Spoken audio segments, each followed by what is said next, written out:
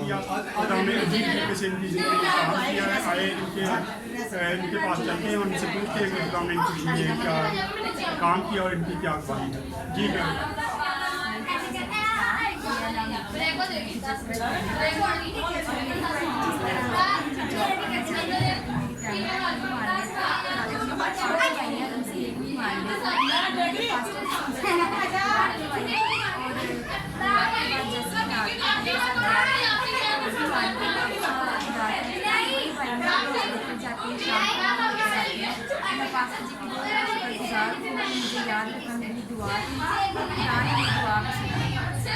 आमीन।